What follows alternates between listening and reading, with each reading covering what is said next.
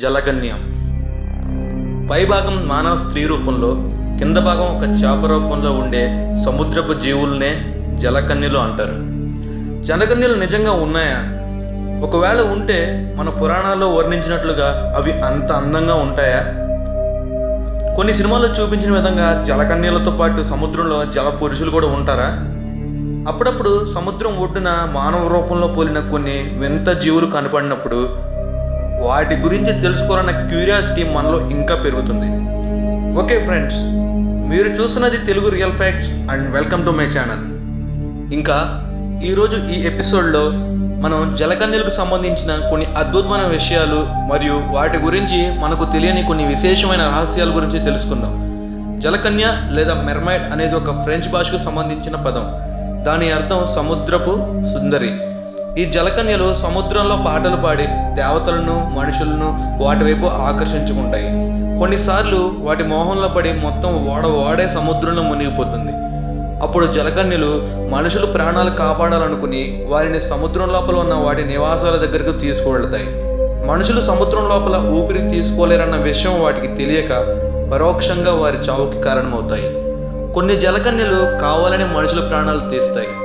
ఈ జలకన్యలు పాటలు మనుషులకు శాపంగా భావిస్తారు. అయితే ఈ ఎపిసోడ్లో మన చరిత్ర మరియు పురాణాల్లో జలకన్యల గురించి చెప్పిన కొన్ని విషయాల గురించి చూద్దాం. మనం చరిత్రలో కొంచెం వెనక్కి వెళితే ఈ జలకన్యల చరిత్ర నేటిది కాదు. ఇది మన పూర్వీకులు పురాణాల నుండి నేటి వరకు ఎక్కడో ఒకక్కడ ఎప్పుడో ఒకప్పుడు దీని విషయం చర్చించబడుతూనే ఉంటుంది. చరిత్రలో మొట్టమొదటి జలకన్యగా చెప్పబడే ఆవిడ సిరియాలోని ఒక దేవత. ఆవిడ పేరు ఎట్టాగ్యాటిస్. 1000 BCలో ఆవిడ ఒక గొర్రెల కాపరిని ప్రేమించి ఆ తర్వాత అతని చావుకి ఆవిడే కారణమవుతుంది. జరిగిన దానికి పశ్చాత్తాపపడిన ఆవిడ ఒక సముద్రంలో దూకి చేపగా మారిపోదామని సముద్రంలో దూకుతుంది. ఆవిడ దేవత కావడంతో ఆవిడ సగం మాత్రమే చేపగా మారింది. అంటే ఆవిడ పైభాగం ఒక స్త్రీలాగానే ఉండిపోయింది, క్రింద భాగం మాత్రమే చేపలాగా మారింది. అందుకే ఆమెను జలకన్య రూపంలో పూజిస్తారు. ఇలా చూసుకుంటూ పోతుంటే చరిత్రలో ఇలాంటివి ఎన్నో సంఘటనలు ఉన్నాయి. క్రిస్టోఫర్ కొలంబస్ 1946లో సముద్ర మార్గంలో ప్రయాణించేటప్పుడు ఆయన 3 జలకన్యలను చూశానని చెప్పారు. అయితే అవి మనం ఊహించినంత అందంగా లేవట. మన పురాణాల్లో చూసినట్లయితే సీతాదేవిని రావణాసురుడు ఎత్తుకెళ్ళినప్పుడు రాముడు సముద్రంపై వారధి నిర్మిస్తున్న సమయంలో ఆ వారధి నిర్మాణంలో సముద్రంలో నుండి ఎవరో ఆటంకాలు కలగజేశారట. అది ఏంటో చూద్దామని హనుమంతుడు సముద్రంలోకి దూకి చూస్తే అక్కడ జలకన్యల సమూహం కనపడింది. వాటిలో ఒక జలకన్యతో హనుమంతుడు ప్రేమలో పడ్డాడు. ఆమె పేరు సువర్ణమచ్చ. ఆమెని హనుమంతుడు, నువ్వు ఎందుకు ఈ వారధి పాడు చేస్తున్నావు అని అడిగితే, నేను రావణాసురుడి కూతురిని, మా నాన్నగారి ఆదేశాల మేరకు ఈ పని చేస్తున్నాను అని చెప్పింది. ఇదంతా థాయిలాండ్ మరియు కంబోడియా రామాయణంలో చెప్పబడింది, మన రామాయణంలో కాదండి. అయితే ఆ తరువాత ఆ వారధి కట్టడానికి హనుమంతుడికి ఆమె సహకరించిందట. అదే కాకుండా ancient Greek Raju Alexander the great గురించి మనందరికీ తెలుసు. ఆయన చెల్లెళ్ళు చనిపోయిన తరువాత మళ్ళీ జన్మలో ఒక జలకన్యగా పుట్టిందట. ఆమె వచ్చేపోయే ఓడల్ని ఆపి అలెగ్జాండర్ ఇంకా బ్రతికే ఉన్నాడా, రాజ్యాన్ని బాగా పరిపాలిస్తున్నాడా అని అడిగేదట.